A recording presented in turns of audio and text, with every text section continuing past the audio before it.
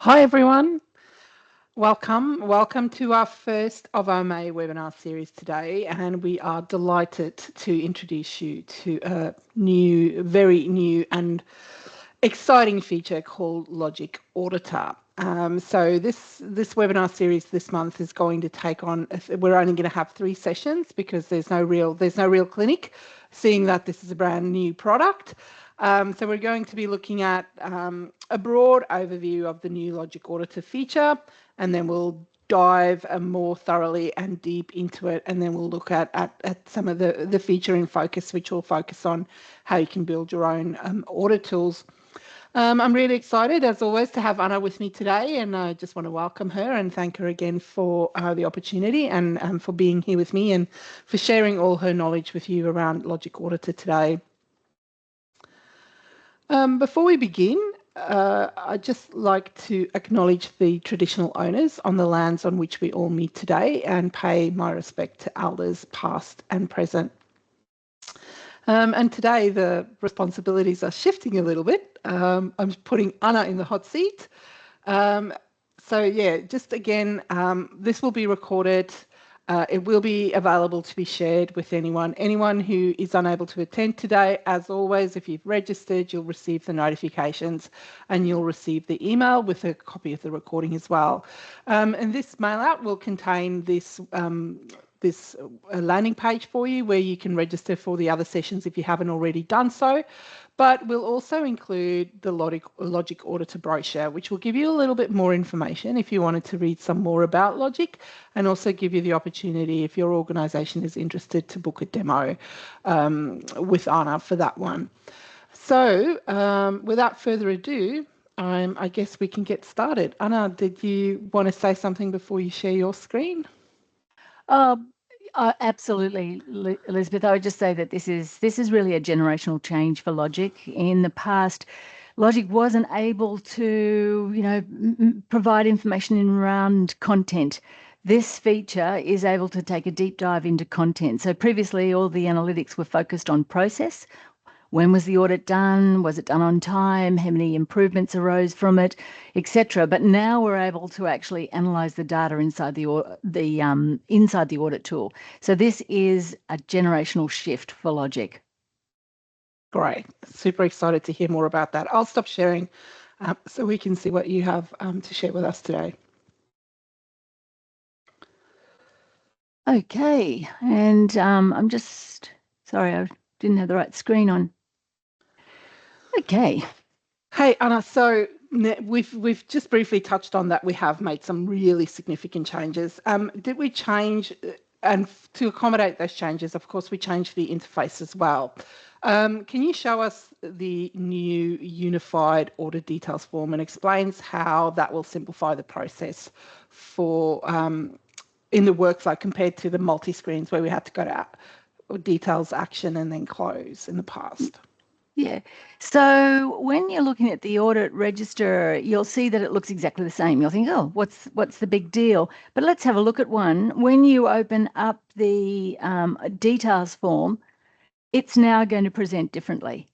What we're trying to do here is bring all of the information that previously was across the workflow into one screen. I want you to imagine that scenario where you have the 3 dots across the top. And sometimes you had to go to the first dot to find things like, what's the description of this audit and when was it scheduled and what's the security levels on it. The second dot took you to, well, where are we in the workflow and what needs to be done? So what we're doing here is putting everything onto one screen. So you can see here you've got, as I said, the audit description, the schedule, the workflow, so we can see it's in the action stage, we can see who it's with, and we can see the security levels. So all on one screen, and in the future, this will be the new interface for the other registers, but we're starting with Audit Register at the start. So that's the new look. And you'll see also that you've got an expanded range of tabs across the top. So if we wanted to look at what recommendations have arisen out of the audit, or how many times have we done the audit. So at the moment, you've got audit summary and you've got series. There's two tabs for you. Whereas in the future, with activating this feature, we can see what we've audited. We can see what recommendations have come out of the audit. We can see the audit history, which was previously on the audit summary. If we've got any attached records, if we've generated any improvements, and if there are any other items in the system that relate to this audit, we can see them. But back to the summary. And so that's the new look.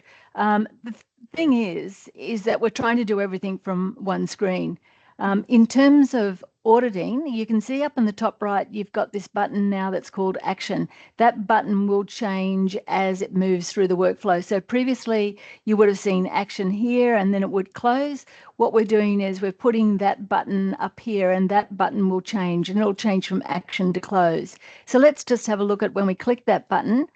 That's like now the form that previously was when you clicked on that middle button that said Action. So you can see it's just overlaying on the screen. So really easy for you to actually just be able to sort of see the action layer and not have to move away from the screen itself. So you can actually just bring that layer over. Great. That looks really good. It's really great to have all of that information on one screen. Now, Anna, if our organisation is looking at going paperless, could you demonstrate the core steps in conducting the entire audit online with the new Logiqc Auditor? So imagine that someone's completed the form to set it up. So that'll be part of what we'll look at next week, is actually scheduling something. But you can see in this instance, it's already scheduled. We can see that it's in the action stage. So imagine if you're the auditor and you are now needing to do it, you can just click here and say, I want to conduct an audit. Now, this is all optimized for mobile. So when you're using the mobile, you'll just click that button and all of a sudden it'll go vertical on your screen. And here is the doctor's bag audit. We've just chosen this one because the test environment has used it multiple times and it's a good one to show. Everyone will understand that even if you're not a clinical environment, you still have things that you need to audit. So this is still relevant. I think everyone can imagine. So let's do the audit. I've got it in my hand. I'm taking it out of my pocket. I'm doing this on the mobile, and I'm walking to a series of doctor's bags in a range of consult rooms. And I'm going to do the very first doctor's bag. And I'm going to do a Dr. Rachel's bag. And the auditor, and I'm going to sort of say James Proctor is doing it. Let's just say. And the site area, and again, these are things that you can, when Elizabeth's showing you how to build the audit tool, you'll make decisions as to what information you want to have in relation to unique identifiers. So in this instance, let's just pick here, we're saying it's the Middleton Clinic. So we're doing Dr. Rachel's bag, James is doing the audit, and Middleton Clinic is the site. Now, as I move down, I'm doing it today, so I can just click, great. And effectively, I'm filling out the audit report. And what I can do from here is I can click that it's either met, and if I say that it's partly met, I can make an observation. Let's have a look at what that one was. Disposable gloves present. I'm actually going to just take a copy of that and just put that in here because I don't want to put, I should have took the rest of the sentence. That's all I want to put. And I can go through the rest of the form. Now, Anna, if with audits, we all know that the evidence of the things that we're auditing is really important. If we needed to add evidence, like attach a photo or anything, is that a quick and easy way to do that in these audit forms? Super easy if you're doing it on the mobile, because the mobiles, as we all know, has got the camera completely integrated with the experience. So if I click here and I'm on the mobile, it's not going to be a drag and drop, which I can do now. If I'm using it on the mobile, the camera will appear and I can just take the photograph. So super easy. And in some instances, you may actually want to use the mobile for its functionality and then come back to the desk and complete the other components that might be better at the desk. But what I'll do do now is I'll go through, I won't, and I'll pick that I've met, or you can say that it's not met, or sorry, not applicable. I can say that it's not met. We can flag it with different colors so you can see that that's got a different experience. If it's not met, again, we're going to need to put into the into an observation. It's really useful to put it in. I would just, again, if they're worded well, you can actually just say emergency medicine's not up to date. Medicines for emergency, not up to date. And press OK. So just to make this simple, for the rest of it, I'm going to say that it was met. But I've made a couple of observations. So I'm really effectively doing the audit. And again, I should mention to you that all of the items here are all yours. So Elizabeth will show you how to build this form to meet exactly what you want. So I've completed the audit of Dr. Rachel's doctor's bag. Great. Now, Anna, what happens with those recommendations if we need to put them in? What can we do to further those observations that we've made in the audit? Do they just generally go into the register, or what do we do with them in the next steps? Okay, so you just click here to view the recommendations. What it'll provide you with is the list of observations. So you can see I've made 2 observations. One was in relation to partly met and the other one was not met. If you want to make a recommendation, you can just click here. So full integration with the with improvements, not the improvement register. We've changed it so that they're just sort of quick actions that need to be taken. If you're familiar with the accreditation register and the risk register, it's similar. So what we're trying to do here is we don't want to make we may not necessarily need to make a recommendation for every observation. So in this instance, let's just say I'm going to make one observation. One recommendation, and that is that it was really in relation to these medications. So that we need to, for this one, we need to review the processes for maintaining. And I'm just going to, again, I'm going to take, I'm going to just take these emergency. I'm just going to take that.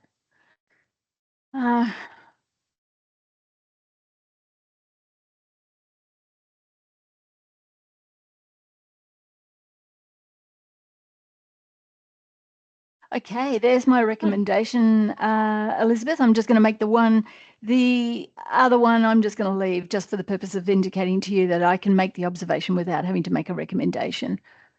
Right. So those will just be little actions, and those other recommendations will be further. That's really useful to know. Now, Anna, when we've submitted this audit and we're in the close process, what does that report look like? How's that different from what we're used to? Right. Okay. So first off, we're just actually going to draft the report, and all your work is done. To draft the report, you just have to submit it, and Logic will actually generate the report for you. It'll include a report in relation to each of the how you've scored each of the criteria in the audit, and it'll actually make a list of the observations and the recommendations. So that's it for the auditor. All they have to do is answer the questions, note the observations, make the recommendation, and Logic will do that for them. So if I press just the submit button, and if we want to review the report, we can come to here, and Logic will have automatically generated that report. So now it's actually telling us that in this instance, it's saying we've audited 2 doctors' bags. So prior to this, I'd actually done Doctor Who. So now we've got Dr. Rachel's. You can see Rachel's assessment has passed. And Doctor Who's was also passed at 100%, but we've got some disparity there. If we scroll down, we'll see now if there was any critical issues. And one of the things I didn't point out, that some of the items in the audit tool can be raised as critical, and in that one that I picked for Dr. Rachel was in the background tagged as a critical issue, so that will be drawn forward from the recommendations, which is great. So you can put things in. So if things aren't critical, don't tag them as such. But now we've and this is the report that'll go to the person who's closing the audit, and they'll immediately see that we had a critical issue around Dr. Rachel's bag, for instance. Coming down, you'll see now we've got the recommendations. Here you can see that we've got an update, and that was coming from the Doctor Who, and then for Dr. Rachel's bag, we've got the review of the processes. So scrolling down, we will see the, you can see that here is the audit report. You can see it's looking at both reports. It's got the Doctor Who as well. And so it's pulling it forward and each time giving the responses for each of the questions. So if you're doing 5 or 6 bags, you can be able to easily do a comparative analysis across the bag. So you can see that Rachel's bag was, the outcome was different from Doctor Who's bag, for instance. If we keep scrolling, so they're all of the responses to the individual questions. And that's the end of the audit report. And that report will be forwarded to the person who's completing the, who's closing the audit. Wow, that's a massive, that's a great report, and I think you'll be able to draw down on a huge amount of data, considering that some of your audits will span across a range of different doctor's bags or vehicles or the like. Anna, when we were looking at the audit tool, you said that we could build our own. How does that process work? And do we have some templated audits? Is there a template library or? That's great, Elizabeth. Yeah, so when, we're trying to be helpful, we want you to have a great experience. And there are some things that are just standard, like, for instance, the doctor's bag check. There are the RACGP standards, for instance, specify what needs to be in it. So we thought it would be really useful. And that one there was just an example one. It not necessarily is the one that we'll put up by way of example. But in instances where we can really clearly see what needs to be involved in the audit, we're going to build those out for you. And we have, and I'll show you those. But before I do that, what I'll do is I'll just move over to show you where they are in Logic. There is an audit library, audit template library, and you'll need to be in admin mode. So for those of you who've got that permission level, and you'll see now that when you open it up, there's an extra one that's called, I can't see it for looking. Elizabeth, can you see it? In the middle, just below document acknowledgement. Yep. Great. So here is the library, and when you click on the library, you can see that you've got 2 options, that you'll be able to build something from scratch. And remember that this is going to be the focus of the session that Elizabeth's going to do with Feature and Focus in 2 weeks' time, because we want to take a really slow process and look at that really deeply. But here is the template library. To click that, you'll see that we've put in, this is just a test site. You can see that we're referencing the name of the standard and we're referencing the title. So if you wanted to look at that, you could do a preview of that, and you can choose that template if you want to. But in choosing it, you may then decide to edit it, and you'll have the option to edit. So if we just go back to the template library, eventually, these are where we're up to in terms of giving you a sense of what we've done. We've done the audit tools for the RACGP standards. So these ones here are all just the fire and chemical safety for all the different jurisdictions. But you can see we've done the infection control and the medication dispensing. We have done the doctor's bag one just by way of example. It's probably different from, as I said, from the example.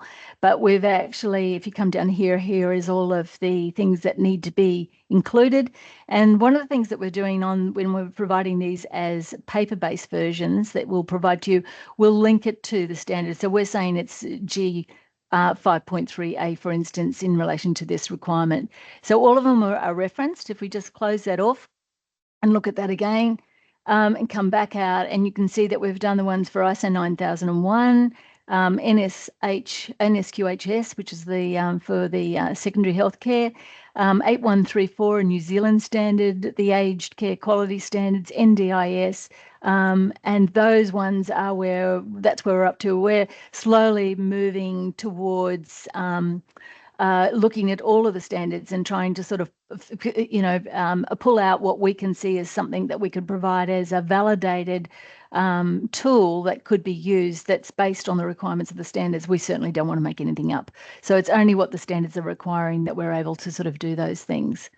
So that's the experience that you're going to have. You're going to have the option to actually take templates, edit them, or start from scratch. And as I said, Elizabeth's going to take us through that in 2 weeks' time and sort of build out your own, and also just show you how you can edit a standard.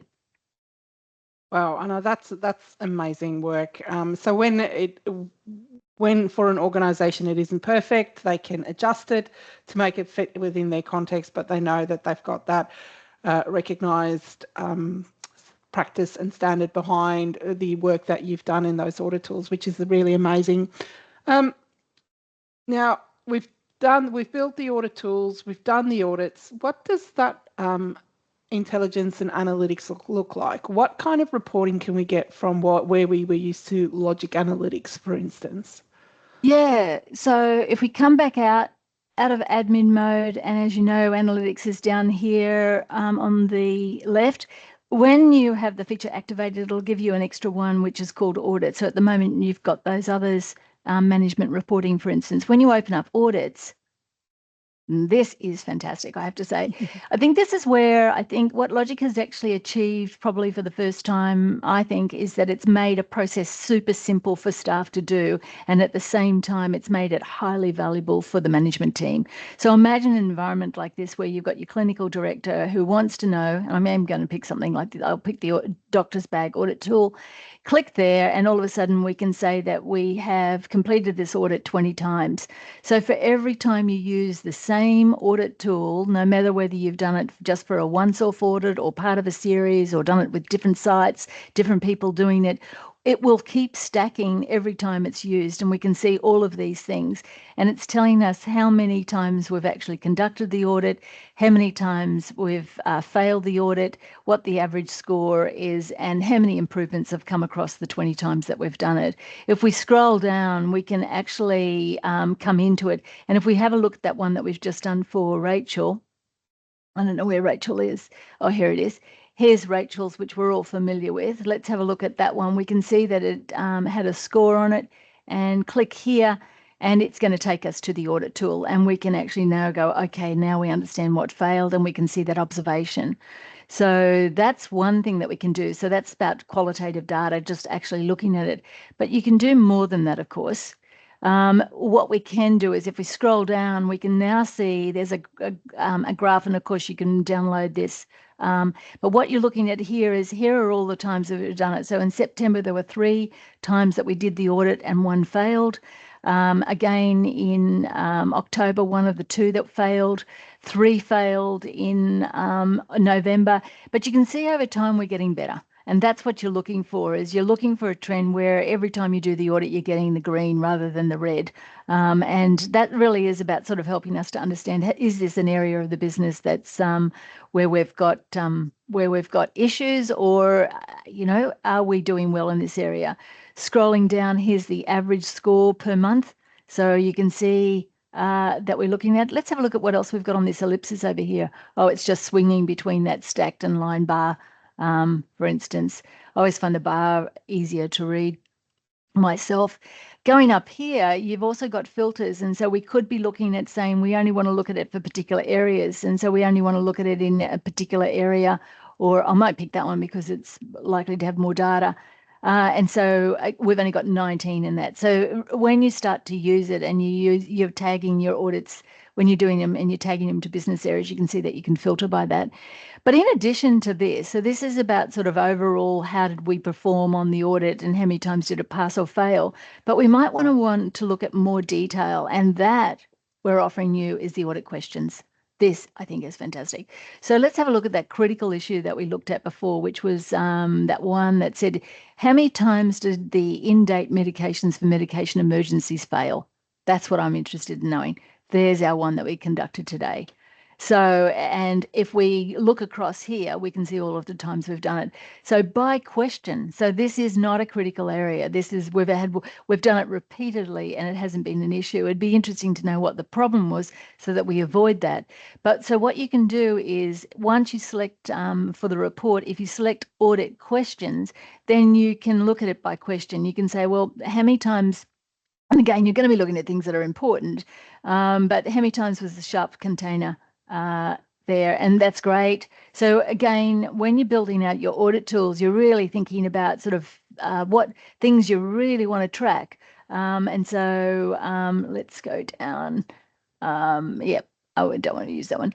Again, So you can start to see the really helpful. Imagine how helpful this is into saying, have we got a problem? Is it consistently a problem, or is it just occasionally a problem, or how frequently is a problem? These are things that can be answered by looking at the audit results by question. I know, that's amazing. I think that's a game changer for everyone. I do have a question though. This is not part of your current audit subscription if you have the audit register in Logic. This is an extension of that. Can you give us a little bit more information on that? Okay, yeah, there's over here, I think we've put it on one of the landing pages that we'll provide to you is the landing page for Logic Auditor. We've made a special page for it. It's such a big feature. And when you scroll down to the bottom, you'll see that there is a structure there that provides information on security and inclusions. And so you can see here that there is a uplift on the audit register. We will deduct what you're already paying for the audit register on that. So that's really for new clients who don't have the audit register. And then you'll see that what's included with just what's called Logic Auditor. So that's the web or mobile auditing, the template builder. I haven't shown the accreditation mapping. We might have just a bit of time to do that. The analytics isn't included with that, but there are 5 auditor seats. So just again, a little bit of information there that it's a permission-based. Then not expensive licenses, but you will need to have for those who are doing an audit, not those that are approving audits or scheduling audits, but for those who do audits will need an audit seat. If we're coming down from here, this is the analytics. The analytics is actually giving you the link to 70 standards, which is the thing that I could talk to you now about. And then there's that, here's this analysis, which we've just looked at in terms of looking at it by question or by audit. So that's an additional feature to here. And you may want to start with this and then in time add this. And any audits that you've done in the past will, of course, surface when you activate advanced analytics. Right. I know that's really great. Just to clarify, so if I move on to Logic Auditor and I've already got audit templates that are in my document register like we did the old ones, those don't require auditor seats. It's just when I want to do an online audit. Is that correct? Yeah, that's right. But we would be recommending that what you do with those audit tools that you've got, which are probably perfect for your organisation, they've probably evolved over time and they've probably got to a point where they're really super useful. I'd be suggesting that you move them into the in-app experience so that they can just be done. That removes the need for anyone to generate reports. Yeah, I agree. Finally, if an organisation is ready to move from the, let's say, old audit register to the new Logic Auditor, what are some of those first steps that they need to do to manage that transition and make sure it's an easy changeover? Oh, well, I think to tell the audit team, whoever are the audit team, I think the first thing is about giving them an understanding of what this new experience looks like. So as we did before, when we open this up, it's really helping them to understand this environment and to be able to sort of still say, oh, I need to conduct another audit. So we're back with this doctor's bag check. You can see I can just click that again and I can do another doctor's bag. So just about sort of helping them to sort of understand the value and the reason, and then of course the how of how to interpret this screen. Elizabeth, if I've got a half a minute, can I show the link to the accreditation register? Yeah, absolutely. And I'll just ask, I've got one more question to ask after that. Okay, all right. Well, just simply with the accreditation register, this is the feature that comes with that audit intelligence. Here we are, we're on the RACGP standards. We're looking at 5.3, which is the doctor's bag. And what you can do is you can link the audit or the individual criteria, or the individual criteria to it. Oh, sorry, I meant to go to the next one. Meant to go to this one. Here's the, when you're setting it up, or the evidence report for it. I might go to that one. Just be really quick. So this is what the experience is like for the external auditor. When they see it now, they'll actually see what items are linked. So they will see all of the reports from all of the audits that you've done. So this is great because what it can do is it can link individual items, your criteria from your standards to the individual criteria of of the standards, which means that when you're having the conversation with the auditor, we're not saying, oh, we audit that as part of our audit that we do as, whatever. We can actually, and then you have to look for the item on the audit tool. You can now link the item directly to the standard so that they're just taking a deep dive into the audit, but into the specific part of the audit that relates to the specific standard. Okay, question. That's amazing. Yeah. Anna, I just want to clarify, Logic Auditor will work if you buy the new Logic Auditor. It will work if you're not currently using mobile application. That's correct. Oh, absolutely. Yes. Yeah. So you'll see that I think all of these latest ones were set up for the in-app experience. But maybe if I go right back to, if I go back to this one here, this might be one where I want to do the audit. I think this has tested my knowledge. This is where I think it's reached the point where you want to make recommendations. But yes, certainly, Elizabeth, the experience will work. It just won't, on this field, when you pull it out, I should just be really clear, when you pull it out, it's going to give you the option just to do the audit. We're using a paper-based environment, the download, upload that we're all used to, or it'll say that it's going to give you access to the in-app experience if that's what you've set it up as. And we've got another question. Can existing audit checklists be uploaded as is? And I think that you kind of answered that. It will stay the way that you're currently doing the audit. But our recommendation would, of course, be that you kind of move it into that online environment so it does become easier at dragging and dropping those, the media in and things like that. Hey. Yeah, definitely. I mean, just to give people a sense of just how easy it's going to be if you wanted to edit this audit tool. So here it is, it's already set up and you want to edit it. I'm just going to go past that stage. If you wanted to put a number in it, you can just drag and drop. It's just really easy. I want to put a checkbox here. I want to put a date field here. So it's going to be really simple. So I would take your existing tool and go, oh, we start with something like that. We start with a heading and then we put a number underneath it. And our thing next has a date underneath it. You will be able to replicate your audit tool basically just by dragging and dropping from the right to the left. And then you're going to get all of the benefits around the analysis and linking it to standards, which you currently not have quite that easily. So yeah, I agree. I think that's would be really, really useful. Okay, we are running out of time. Anna, thank you so much. That was really great, and I'm super excited. I hope everyone else that was with us today are super excited about it as well. If you do have any more questions, please pop them in the chat. We will answer them, and we'll put in a Q&A. Anyone that needs any further information, please reach out to us at customersuccess@logic.com.au or use the landing page, click on the link, book a demo. If you have any questions, reach out.